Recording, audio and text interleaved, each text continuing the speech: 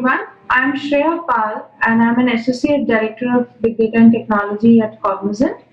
I have been working in this industry for last 17 years, and in the last 10 years, I have been working in big data and cloud computing, and I've helped customers on their big data journey and helped them in building really complex distributed systems on cloud using big data technologies. Specifically on data lake, I've been working with multiple customers from PFS and healthcare to build their data lakes and have closely worked with them and seen the challenges that are there in building data lakes. So today I would want to talk about the entire journey or evolution of data lakes. So we talk about how data lakes evolved in the last decade, how they were before and how they are now, what kind of use cases are we seeing now, what is trending, how customers have built their entire data lake journey, and what challenges have they faced, what best practices we can really utilize to avoid any kind of challenges that we see later on if the design is not correct. Let's start with the genesis of data lake. How data lakes came into picture. So almost a decade back, there was a blog that was written by James Dixon, who was then Pentaho CTO, and he spoke about how data marts had some problems. Like the data marts were very specific to a line of business and were catering to more aggregated form of data, and you were not looking at really granular details of the data, and you may lose certain amount of data while ingesting the data and taking it to that structured form of a data mart. So essentially, when we talk about data lakes are not tied to any technology. It's more of a design pattern or an architectural strategy, so as to speak. And while building those data lakes, the first thing that we need to be very, very conscious of is how we are building it. Are we trying to get in every data that we have today into a data lake? Because data lakes are not supposed to be a catch-all kind of a data store. They have to have data which is relevant. So we need to be very conscious of what data we are bringing in so that we don't turn our data lakes into data swamps. One important aspect to look at is how this whole landscape evolved, because this whole progression that the data world had internally affected the way data lakes were built or how architectures were built. So to start, the systems that we have been having for a long time is the RDBMS systems. They are extremely powerful systems which have been there since long, and they were very, very good when it was all about storing structured data, and the data volume wasn't that much. SQL was very powerful to access and transform the data, and RDBMSs were very capable of storing all the structured data that was there. But everything changed when internet came in, because when internet came in, the amount of data that was generated or the interactions that were happening changed drastically, which in turn affected the volume of data, the type of data that was there, and no longer could you store the entire data that was there in one RDBMS system or one system. So what essentially happened was the data, with the influx of data, it gave rise to a lot of decentralized fragmented data stores or silos. And now when data was fragmented, there was a challenge to bring in data at one place and then join them and derive insights out of it. This led to the rise of data warehouses. Data warehouses were an excellent solution to this problem because now you could store a lot of data at one place together. So it acted like a single source of truth. And it also gave a 360-degree view of entities that you were storing. It simplified the entire audit, governance, and lineage process because you did not have multiple data stores, you had one data store. But having said that, even data warehouses has had their own set of challenges. Like they could not store unstructured data, they could not process it. Real-time storage of data and processing of data was difficult, and it was very, very cost heavy because the data warehouse systems were costly. To alleviate these problems, the next concept that came in was big data. Now, big data changed the whole data landscape because we were talking about systems which were distributed, which were more flexible and agile to mold according to the needs we had. It could incorporate volume, veracity, and velocity, all of these aspects in one data store. So you could store practically any amount of data at a very low cost.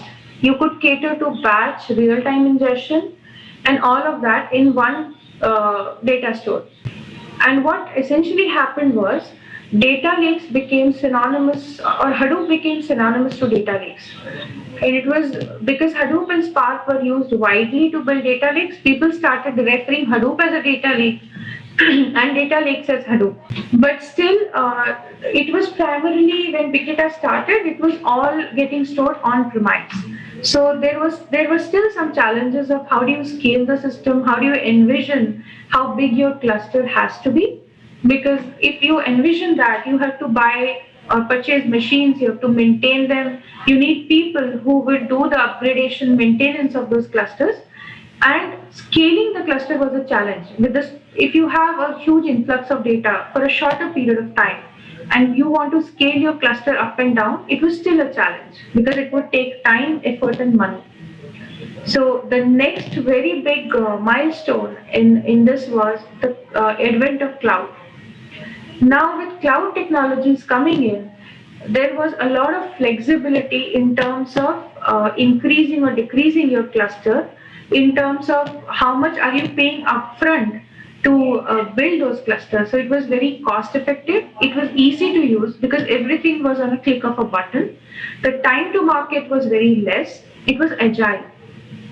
So adoption of cloud led to evolution of data lakes as well. Now data lakes were more agile and flexible, and they were not like a big bang approach that we had earlier of like catch all, bring in everything together. You could now realize your data lakes in an incremental fashion.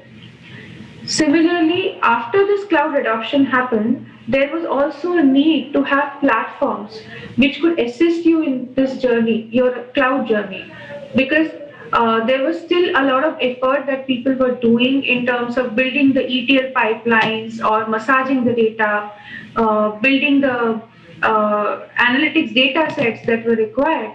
Now, with the advent of cloud platforms which could operate on cloud, for example, Qbol and others, who gave us a lot of ease in terms of designing our platform, we no longer really need to think a lot about how do I make my jobs performance efficient, how do I maximize my memory utilization, optimize it, or how do I, spin clusters within a limited time frame, and I associate a time to live with those clusters. So there were a lot of features that we got out of the box, and it reduced our development effort and maintenance effort drastically. So all of these factors put together really shaped up the data landscape, and in turn they shaped up the whole evolution of data lakes. Now, if we look back a couple of years as to how data lakes were versus how data lakes are today, there is a huge difference, a 360-degree or a 180-degree turnover really. So if we look at how data lakes were earlier, they were pretty much, when they started, they were like bring in everything. The thought of how we are going to utilize it was actually something which was done later after the data was ingested. The primary focus was to create a central storage and bring in data. And the thought process was that we would think about the use case later on. And it was very, very batch oriented. So there were jobs written, let's say, which would run once a day, twice a day, or once a week, and they would bring in data in a batch fashion. There was not much of focus on real-time ingestion, or there was not much focus on use cases that involved real-time ingestion and processing. It was primarily on-premise. It wasn't that user-friendly because there were very limited sophisticated tools available. The data ingress was very, very heavy. Bringing in data from multiple sources was a bigger focus than the output that we were giving, because the output or the consumption was primarily around supporting decision support systems, doing descriptive kind of analytics, where we spoke about bringing in data and analyzing why something happened. Okay, just more like a descriptive analytics, and pure play ETL workloads were there in a batch fashion. Integration touch points were also very, very low because there were not many tools or vendors who had like drivers, connectors built in to connect to big data technologies or cloud. But versus that, if we look at the data lakes that we are building today, it's very, very different because this whole way in which we bring in the data and we process and store it has changed. So there is a huge velocity in terms of the data because the way we are getting data today, it is almost like there are data sets which we receive in sub milliseconds. So there has to be a different set of technology to cater to that. There is a lot of adoption of cloud. So there are scenarios where you have different cloud vendors, cloud setups, hybrid setups of having in-premise as well as cloud together. So it's much more flexible and agile, which adapts to our changing needs. It's not fixed that there will be only these kind of use cases. It is evolving and we are adapting to it every day. It is more end user friendly because everything is almost like a self-serve where you can go and fine tune what you want to do. The data ingress and egress both are heavy. So it's not just focus on how we are bringing in data, but it's also equally there is a focus on how we are consuming data. In fact, the interest in consuming data or realizing different use cases is much more. There are a lot of integration touch points because there are n number of vendors and tools and everything which have connectors nowadays with cloud and big data technologies. So you can utilize your existing tools along with the newer ones. There are multiple workloads. It's not just pure play ETL. We are talking about workloads which are triggered, event triggered. We are talking about workloads which are real time. And of course, there is a huge difference in the way we are using the data. So there are very different innovative kind of use cases that we have seen in the past with the different customers of ours. It's not about just building reports and dashboards. It is more focused on doing machine learning, building machine learning models, building using deep learning and doing more of predictive and prescriptive analytics. We are talking about real-time analysis of data and then prediction of what is going to happen. For example, we have huge machineries which are there in mining industry. They are very expensive and they need a lot of monitoring. So we are in the age where we have IoT sensors all around and they are heavily used. We are doing edge analytics and all of the use cases. So there are places where we have IoT sensors on our equipments. That data is getting into the system in real time and analytics is getting performed on them to predict when they will break down or whether they are going to break down and taking proactive actions. So the whole way of how we were envisioning the data lakes has changed, and it is partly also because we have a lot many sophisticated tools and platforms to support these kind of use cases. Whether it is real-time fraud detection or recommendation, there are variety of such use cases. Now, since we spoke about the genesis of data lakes and we spoke about the entire progression and how they have evolved, now there is a very important thing that needs to be thought about. It is how do we design data lakes. In last couple of years, with the experience of working with multiple customers, we have seen that there are a lot of issues if the data lakes are not designed properly. Because when they are built and designed, that's the time when we should be asking ourselves a lot of fundamental questions which will help us in designing the data lakes better. And that is how we can maximize the output that we are getting from those data lakes. So there is one very big thing to consider is the use cases, because ultimately why we are building a data lake is to cater to certain use cases. Some may be known to us today, some are future driven, but it is extremely important to understand why we are building the data lake. Even the organization or the stakeholders who are building the data lake need to have a common understanding of why they are building the data lake and what are they going to do with that data lake. If we talk about typical questions that we should be asking even before we start on the journey of data lake is, first of all, the use case, and then questions like, do we really want to do a big bang approach? Because when we talk about a big bang approach, there is often uh, a lack of understanding of why we are doing it. Because what ideally should be done is we should think about what is most important to us. If we have certain use cases which need to be built, we should be prioritizing them to say that, okay, these are the use cases which are of utmost priority to me. And then accordingly, the data, I should look at the data which is relevant to those use cases. So it is the data should be vertically sliced and looked at from that lens to say this is the data set that I want to bring in first. So it is essentially an incremental way of building a data lake. The question should be, can I build a data lake which is incremental rather than having a big bang approach? Can I have a more methodical, structured and functional approach where I decide on the use cases, bring in those data sets so that it is easier to manage and maintain, and then gradually with each use case getting built, the data lake would grow eventually. So it will turn into a single source of truth or a big centralized repository eventually, as and when we keep building the use cases. Another question to ask is whether there is a need for just-in-time enablement. Now, what is a just-in-time enablement? There can be certain use cases which are for that particular time. For example, if a marketing group wants to do a campaign, what they want to do is they want that campaign is only for that time period. It's not a use case which is long running, but for that time they want to bring in specific data sets, do an analysis of who should be my customer, the targeted customer, what data set should I bring in, and I want to run that campaign very targeted to particular customer and decide on what I want to do.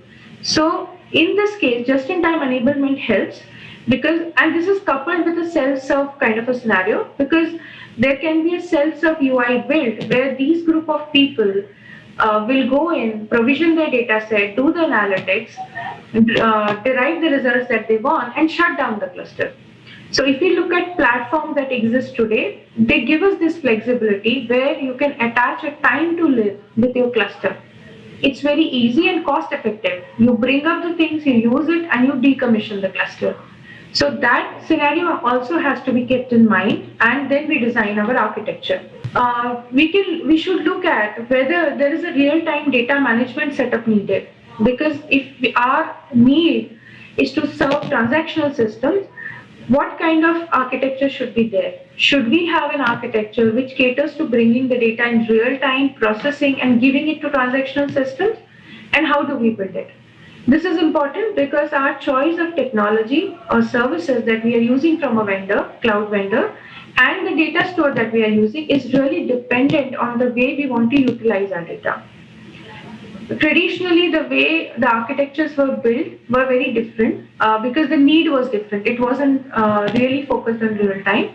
But as and when this need of having real time systems increased, we had different set of architectures like Lambda architecture, like Kappa architecture, which actually cater to real time needs. You can also have event-driven execution of your ETL workflows.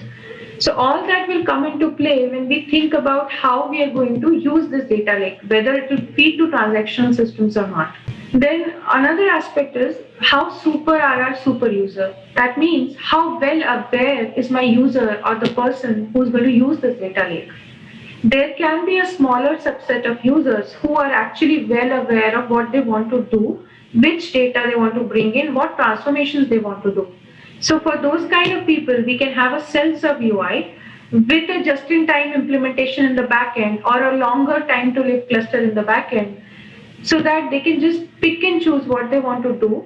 And in the backend, the cluster comes up and we provision this whole setup of picking up the data and transforming it for them. But this self-serve really helps in terms of realizing use cases which are maybe short-lived or which are very targeted to a specific set of people. We can also ask ourselves questions like, do I need a sandbox kind of environment to be built out of my data lake? Because there are scenarios where data scientists would want to look at data sets and build their models, and they would want to have a sandbox provision for them. So there, our data lake has to have a capability to provision these kind of sandboxes on demand. We also have to look at the requirement of multi-platform, whether we need a multi-platform setup or not. When I say multi-platform setup, there can be different aspects to it. Do we need platforms that are spanning across different cloud vendors? Do we need platforms that are hybrid, which is a combination of on-premise as well as cloud? Because most often we have seen that customers do sometimes, they don't want to just do away with whatever they have today on premise and move to cloud. There are situations where they want to utilize what they have today on premise and they want to enjoy the benefit of cloud. So it can be a hybrid architecture. So depending on that requirement, whether it is a complete re-architecting to a cloud or it is a combination of in-premise or cloud, our architecture would be designed. Because there are different kinds of services that are offered by different platform providers and cloud vendors, where it is easy to migrate from on-prem to cloud, or you can have dedicated networks created between your on-premise and cloud to have a hybrid kind of setup.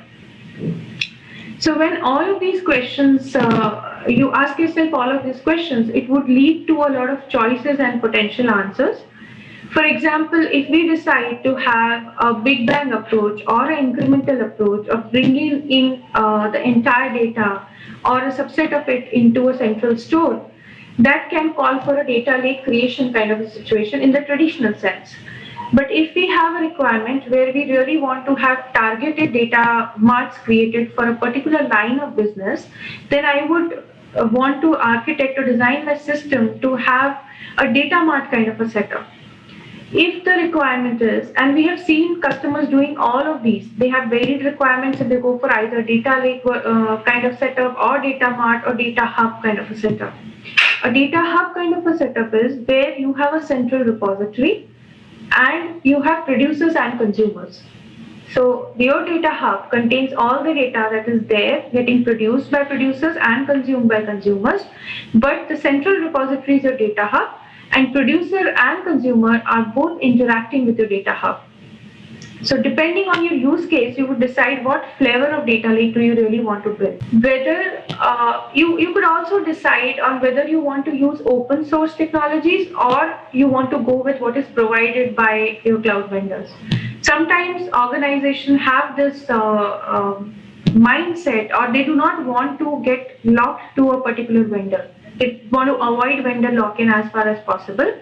So, for example, if you want to do DevOps, if you want to do DevOps also, there are facilities or services that a cloud vendor provides. Do you want to use that, or you really want to go ahead and use Jenkins and whatever tools you want to use, so that there is no vendor lock-in, migration is easy, and you have better control over the technology that you are using. So that choice also really determines this option, whether you want to use open source or not, really determines what technologies I'm using and how those technologies interplay. Then cost efficient architecture. In today's world, we see a lot of demand of using a multi-cloud setup, or there are choices where we say that, okay, since we want to build a cost-efficient architecture, we do not want a cluster to live for long, or do not want to have a permanent cluster built. I want to have something which is transient. It just comes up, does its jobs, and goes down. Or I would talk about cost efficiency in terms of using multiple cloud vendors, where the emphasis is on using services from different vendors and doing a cost comparison between them and then creating the whole landscape. But this is a very tricky choice to make, because multiple cloud vendors should not be used just because we need a multi-cloud platform, but it should be on need basis. If there's really something which requires this kind of a setup, then that conscious decision should be taken. Then on the architecture front, there is definitely a very big shift to microservices-driven architecture. The reason being, it gives us a lot of flexibility in terms of creation, deployment, and maintenance of the microservices. It is more modular and it is much more efficient when we have to deploy them and maintain them. So that's also a shift that is there, and it should be kept in mind. Then self-service, we already spoke about a lot on self-service, and this primarily depends on how I want to envision my data lake. Okay, another important aspect is containerization. These days we talk a lot about Docker, Kubernetes, and doing containerization because it's very easy, modular, and it helps. It is very easy to deploy the code. We don't have to really worry about where we are deploying our code, on which platform, and the interoperability or migration or operation becomes extremely easy when we talk about containers. So all of these factors that we spoke about are very, very important while making that choice of technology or data store or the entire design of our data lake. Okay, while every data lake or every use case has a different need, but there are certain basic underlying principles that remain unchanged, which have been there since the data lake started or even before data lakes. These principles have been there, and these things have to be kept in mind while we are designing a data lake. For example, the first most important thing is what data we are bringing in. That needs to be decided, and it has to be very well thought of, because if we bring in data which is not really relevant to us, or there is overload of information, it will lead to a lot of effort and cost and time to maintain that data and keep that data in our data store. So it is always good to think about what is needed and only bring that information into the data lake. Data quality is another very, very important aspect, because all the data that we get into our system has to go through this quality check. The data quality is important because the decisions that you're driving from the data are actually dependent on the quality of the data. So data quality rules are important to be set up, and there has to be an entire architecture set up around how data quality would be done. Data security, privacy, and compliance.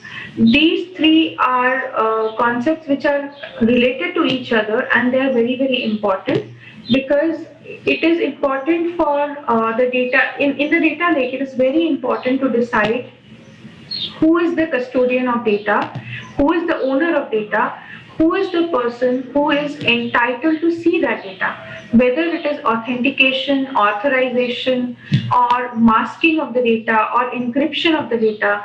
All of this needs to be thought through. There has to be extensive exercise to understand that which are the user personas who are going to access the data, what amount of data will they have access to, what is is there an encryption requirement for the data, which is the data at rest, data which is in motion, is there an encryption requirement, what data would be given to which user. So all that needs to be decided, and accordingly we need to choose how we store our data, where do we store.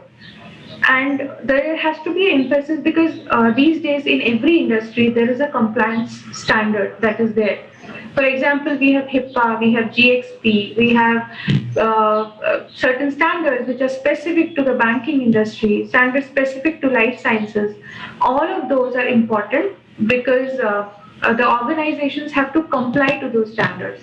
So our architecture has to mold to that. If I give an example, in Europe, there is a restriction that we cannot move the data in and out of Europe as and when we want. There are restrictions on that. There are very stringent regulations. So accordingly, we will design our architecture to store data in that region only. So with cloud, it is very easy because you have regions and zones that you can select to store your data. So for Europe, you would prefer to keep all your data in the Europe region, and you would ensure that the data is not moving out. So these three are very important to keep in mind because they have financial implications as well if you do not comply to those standards. Now, data lineage. Data lineage as well as auditing is important because we need to know what is the source of the data, how it traveled through to our system, what are the layers it went through, what are the operations that we did on the data. So it's an exhaustive capture of the entire lineage of the data, and we audit each and every event. So it is needed for compliance security as well, plus it is needed for us to have a better control over the data that we are storing and manipulating. And at the same time, we also need to do a metadata capture because whatever data we are storing in our system will have business metadata as well as technical metadata. That metadata needs to be stored so that we have a better control over the data. And in architecture that we build, there is a lot of demand of using FAIR principles or adapting to FAIR principles of architecture, which means there are certain rules of how we access data, how we audit or capture the metadata, how we capture lineage. All of this needs to be taken care of under the FAIR principle. So all of these factors are important, and each of them has to be thought through in terms of what is the technology that needs to be used and how these things need to be incorporated. Now, coming on to the architecture, this is a high-level conceptual architecture for a data lake. And if we see here, there are different layers which are depicted. The first layer is the source layer, which talks about all the data sources that we would bring into our data lake. They can give us data in different formats and variety. So there has to be a process to ingest that data, and we need to identify the frequency in which it is coming and what is the mechanism to get the data. Is it real-time data, is it batch data, or is it event-driven? Because I don't know what frequency the data or what time the data is coming in. It's just event-based. When the data comes in, you trigger your workflows based on that event. Then there is a raw data store layer where actually the data lands in and it is stored. From that landing layer, the data is taken and there are multiple transformation and processes that happen on the data, like data quality, harmonization of the data, creating of golden records if the data is coming in from different systems, data transformation, aggregation, all of that is happening in your transform layer. Once the data is transformed, the data is provided for the insights layer. In the insights layer, there are multiple ways in which you can operate on the data. The data can be used for traditional analytics, where we are doing visualization and ad hoc reporting. We can use advanced analytics, where we are building machine learning and data science model. We are doing IoT analytics, search, or self-serve analytics. It can also be used as for data exploration and augmented data discovery, building analytical models. So there are different ways to utilize the data that we have transformed. Then the last layer that is there is the consumer layer. These are the different user personas who are actually using the data that we are provisioning. It can be analysts, it can be data scientists, it can be business users or downstream applications to whom we are sending data. And there are various mechanisms to do it, to send data to these users. All of this is designed based on all the fundamental questions that we discussed about how to envision our data lake. That is how you would decide how each of these layers are interacting with each other and what technology you are using. There are also a set of Uber services which are like common across all of these layers, which are monitoring, scheduling, security, privacy, auditing, all of that. And these would come into picture for each of these layers. There is also an element of like building the whole pipeline and deploying it to different environments, because typically we would have production environment, dev environment, a QA environment. So there has to be a deployment from one environment to another. That's where the DevOps comes in, and we talk about continuous integration, delivery, and testing. So this is the overall architecture of how a data lake looks like, and this would help us to understand that how we should plan about how to build a data lake. So this was all about our journey and experience in terms of working with customers and building data lakes. So hope this helps in understanding and implementing some of the best practices that we have in the data lake space. Thank you.